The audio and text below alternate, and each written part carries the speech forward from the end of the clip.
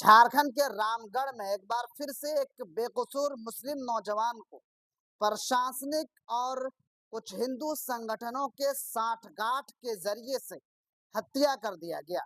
इस हत्या में प्रशासन और एक हिंदू संगठन और साथ ही में आरोप है विपक्ष के कुछ नेताओं पर भी कि उन लोगों द्वारा संरक्षित जो संगठन है जिसका नाम हिंदू टाइगर फोर्स है, इन सब ने मिलकर रामगढ़ में आफ्ताब अंसारी उर्फ गुड्डू को मौत के घाट उतार दिया। प्रशासन और ये हिंदू संगठन और विपक्ष के कुछ लीडर किस तरह से इस हत्याकांड में शामिल हो सकते हैं, इसको समझिए।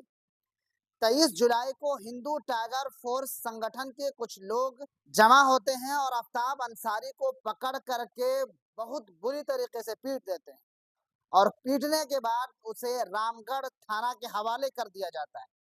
लेकिन इससे पहले आखिर क्या हुआ था, क्यों इसकी पिटाई की और क्यों उसे रामगढ़ थाना के हवाले किया, पहले ये समझते हैं। बाबूलाल मरांडी ने एक एप्लीकेशन अपने ट्विटर हैंडल, फेसबुक और अपने तमाम सोशल मीडिया पर शेयर किया। उस एप्लीकेशन को पढ़ने से ये पता चला कि आफ्ताब अंसारी जॉब देने के नाम पर किसी एक लड़की से छेड़खानी करता है। लेकिन उस एप्लीकेशन पर ही सवाल खड़ा होता है। एक लड़की जो एक गारमेंट शॉप में जॉब के लिए रिक्वेस्ट करती है, उस लड़की को इंटरव्यू के लिए बुलाया जाता है। उस लड़की की मुलाकात आफ्ताब अंसारी से फर्स्ट टाइम होता है। वो लड़की आती है, रूम में पहुंचती है इंटरव्यू के लिए। उसके बाद वो लड़की उस एप्लीकेशन में खुद कहती है कि आफ्ताब अंसारी मुझे बहला फुसला कर मेरे साथ अश्लील वीडियो और फोटो खींच लेता है। यानी कि उस लड़की का कहना है कि आफ्ताब अंसारी ने मेरे साथ बहला फुसला कर अश्लील हरकत की। और अश्लील हरकत आप समझ सकते हैं कि अश्लील हरकत क्या क्या हो सकता है।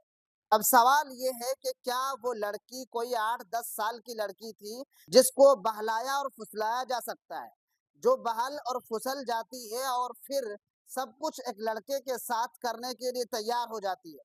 सबसे पहले तो ये जांच का विषय है कि क्या ये लड़की सच में सही बोल रही है। एक लड़की जो पहली बार किसी से मिलती है और फिर वो भी जॉब के लिए मिलती है और फिर उस वो कहती है कि हमको बहला फुसला करके मेरे साथ अश्लील हरकत किया, मेरी वीडियो और फोटो खींच लिया, मेरे वीडियो बना लिया।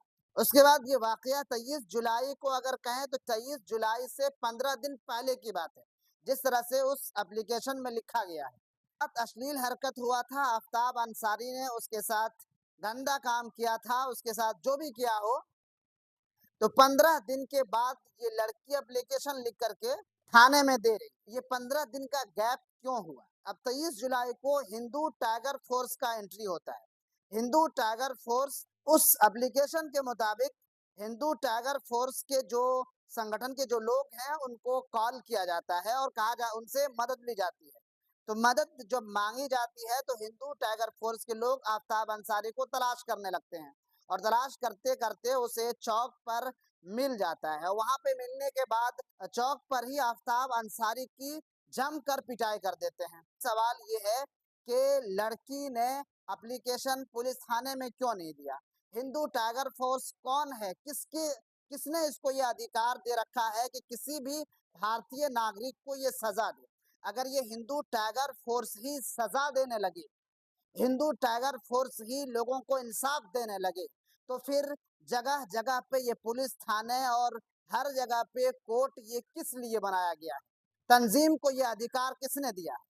झारखंड सरकार से सवाल है कि इन लोगों को ये अधिकार किसने दिया है? कैसे ये लोग खुलेआम किसी को भी पकड़ के पीटने लगते हैं? क्या झारखंड में न्याय सिस्टम का यही तरीका है कि कोई भी लप्पू झप्पू एक तंजीम बनाएगा और फिर उसमें लोग जमा करेंगे और किसी को भी पकड़ के वो पीटने लगेंगे? झारखंड सरकार से ये सवाल है कि आखिर ये कौन है और क्यों ये लोगों को पकड़ करके पीटने लगा?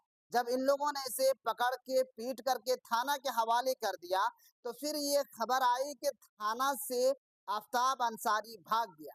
अब ये सवाल है कि थाना से आफ्ताब अंसारी कैसे भाग गया? या फिर विपक्ष और इन तंजीमों के दबाव में, या फिर थाना के अंदर इन तंजीम वालों ने उसे मार दिया और मारने के बाद उसे कहीं फेंक दिया और ये एक नई मनगढ़ंत कहानी बनाई गई कि आफताब अंसारी यहाँ से भाग गया। भागने के 2 दिन के बाद पुलिस को कोई सुराग नहीं मिलता है और उसके बाद जब मिलता है तो वो एक नदी किनारे जंगल के पास उसकी लाश मिलती है।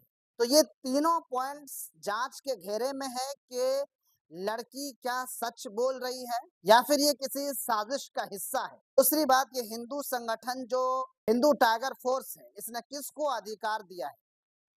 अगर इसको सरकार ने अधिकार दे रखा है तो फिर इन तमाम थानों को, न्याय का जो भी सिस्टम है उन सबको तो बंद कर देना चाहिए और इस तरह के एक नहीं हजारों हिंदू संगठन बना करके पूरे झारखंड में फैला दो।